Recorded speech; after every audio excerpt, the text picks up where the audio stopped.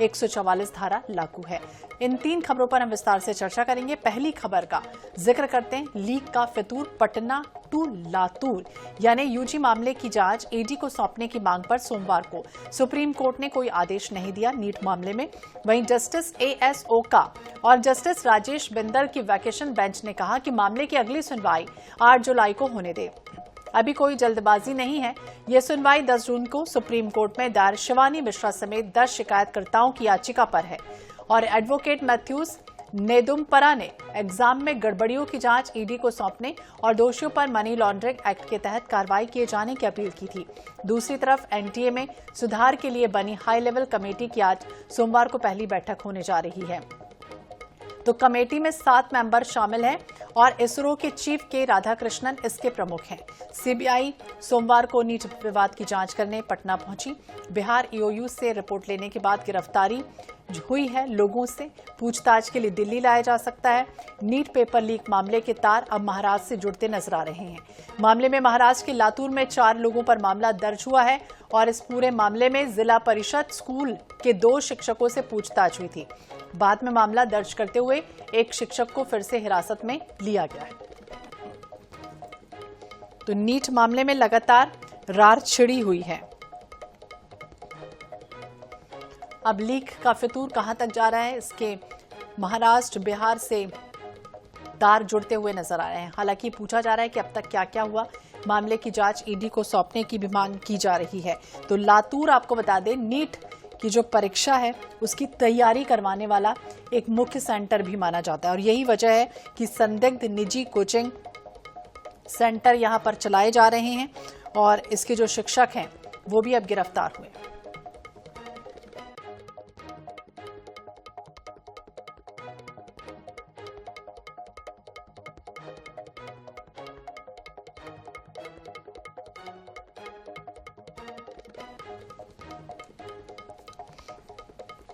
तो लीक हुआ है पेपर और इसके बाद 4 लोगों के खिलाफ एफआईआर दर्ज हुई है।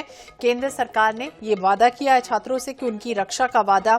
सीबीआई को नीट यूजी पेपर लीक की जांच का प्रभार संभालने के लिए भी कहा गया है और लगातार जांच चल रही है। महाराष्ट्र एटीएस परीक्षा में भी जो गड़बड़ी हुई है उसके तार लातूर जिले में एक निजी कोचिंग सेंटर चलाने वाले 2 शिक्षकों से एटीएस की नांदेड़ इकाई लगातार पूछताछ कर रही है। हिरासत में उन्हें ले लिया गया है और हालांकि हिरासत में लेने के बाद कुछ घंटों में पूछताछ हुई और उसके बाद उन्हें छोड़ा भी गया है।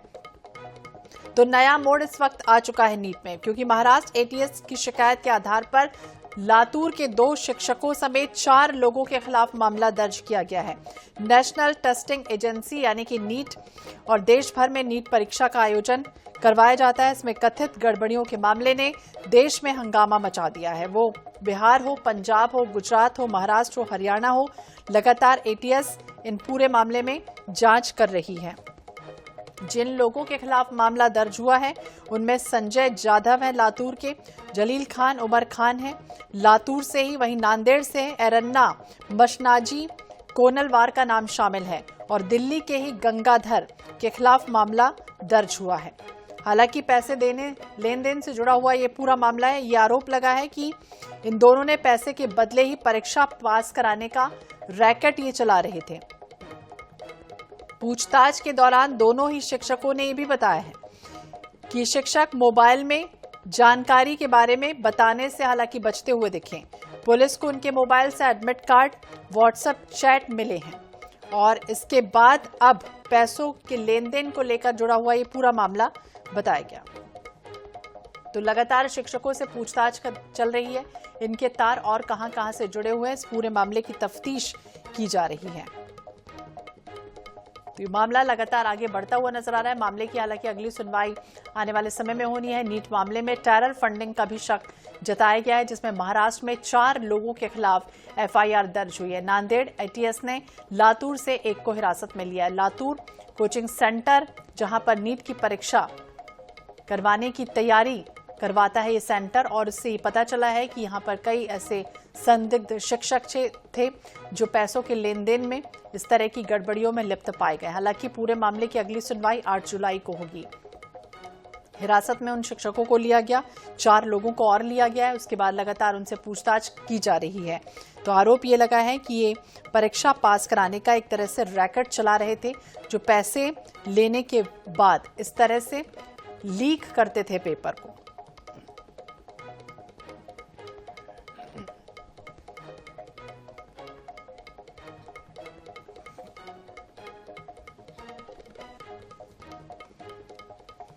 तो महाराष्ट्र एटीएस परिसर लगातार कथित गड़बड़ियों के सिलसिले में लातूर जिले में एक निजी कोचिंग सेंटर चलाने वाले 2 शिक्षकों से पूछताछ की गई है और ये कहा गया है, एक अधिकारी ने एटीएस की ये भी कहा है कि एटीएस की नांदेड़ इकाई ने शनिवार रात दोनों को हिरासत में लिया।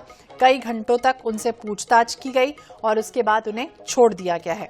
और एक शिक्षक लातूर जिले के एक सरकारी स्कूल में भी काम करता है। तो एक अधिकारी ने भी कहा कि यदि आवश्यकता हुई तो एटीएस द्वारा इन शिक्षकों को एक बार फिर से पूछताछ के लिए बुलाया जाएगा। तो जलील खान पठान ने संजय जाधव को एडमिट कार्ड और पैसों के लेन देन को लेकर मैसेजेस किए हैं। वो मैसेजेस भी मिले हैं। व्हाट्सएप के जरिए एडमिट कार्ड भेजा गया। ये सिलसिला यही नहीं रुका है। कोनलवार में दिल्ली में गंगाधर से भी संपर्क किया गया है और पुलिस ने शिकायत में ये कहा है कि उन्हें पैसों के बदले कदाचार कराने का भी संदेह मिला है और यही वजह है कि लगातार शिक्षकों से पूछताछ की गई।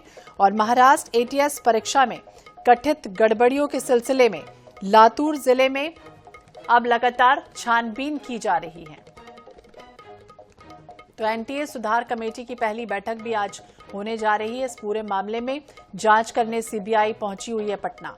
मामले की जांच ईडी को सौंपने की भी मांग लगातार की जा रही है।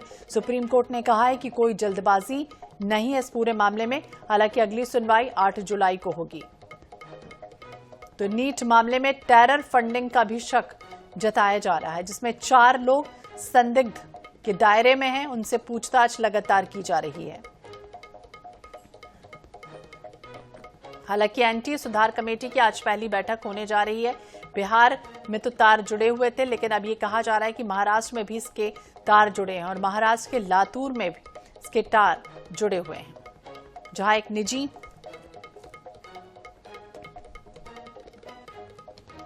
कोचिंग सेंटर इस तरह से गतिविधियों में, संदिग्ध गतिविधियों में लिप्त पाया गया है।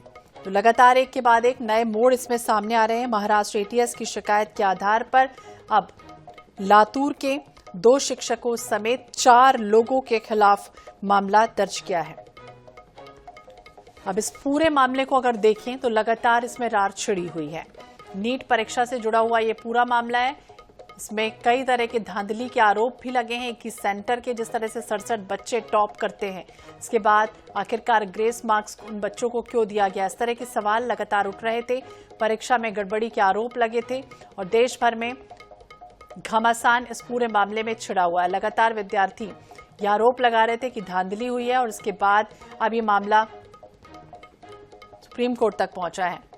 नीरज कुमार जी हमारे साथ जुड़ गए हैं, वरिष्ठ पत्रकार हैं पटना से। नीरज जी, स्वागत है आपका NH24/7 पर। और जिस तरह से बात करें, महाराष्ट्र, बिहार और लगातार एक के बाद एक तार इसके कहीं ना कहीं से लिंक मिल रहे हैं। बिल्कुल श्वेता, देखिए जिस प्रकार से पेपर लीक मामला है रहा, ना सिर्फ रांची, ना सिर्फ पटना जी, बल्कि दिल्ली, रायपुर के साथ साथ कई ऐसी जगह हैं जहां पर कि इस मामले को लेकर ताबड़तोड़ छापेमारी हो रही है। रांची से जो सबसे सातिर इस मामले के हैं वो गिरफ्तार हुए हैं। जाहिर सी बात है, जैसे जैसे जांच आगे बढ़ेगी इस मामले में कई प्रकार की खुलासे होंगे। न सिर्फ पटना, न सिर्फ रांची, ये पूरा का पूरा कनेक्शन इस प्रकार से है कि कोलकाता में अभ्यर्थियों को ठहराया गया था एक होटल में। उसके बाद से कई ऐसे जगह हैं जहां पर कि जो राष्ट्रीय उच्च पर ठहराया गया था। जाहिर सी बात है, बड़े लोगों का हाथ है इसमें। न सिर्फ बड़े लोग बल्कि कई ऐसे रैकेट हैं, कई ऐसे सिंडिकेट हैं जिसने पूरे पेपर को न सिर्फ लीक आउट किया बल्कि अभ्यर्थियों को 48 घंटे पहले पेपर उपलब्ध करा दिए गए। जो जानकारी मिली है, 27 लाख रुपए इस मेडिकल कॉलेज में दाखिले के लिए एडवांस के तौर पे लिए गए थे लोगों से। कई ऐसे अभ्यर्थी हैं जिनके माता पिता ने ब्लैंक चेक दे दिए थे अब अपने बेटों के एडमिशन के लिए। जैसे जैसे जांच का दायरा आगे बढ़ेगा, मुझे लगता है कि कई सफेद पोश भी इसकी आगोश में आएंगे। जी, तो सफेद पोश भी इसके आगोश में आएंगे। देखना होगा कब और जांच किस तरह से आगे बढ़ती है। बहुत बहुत शुक्रिया नीरज जी बातचीत करने के लिए। तो अब लीक का फितूर और